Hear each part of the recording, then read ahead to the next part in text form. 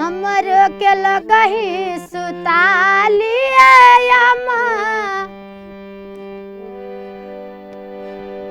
हमरो के लगही सुतालिए अम्मा, बेटा और पी के रोज करे ने डरामा।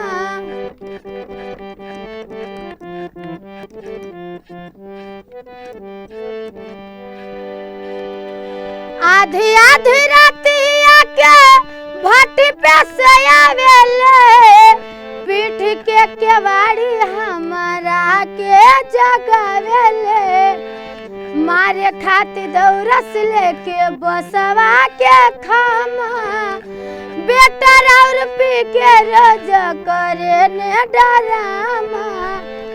हमरे के लगही सुतालिए अम्मा।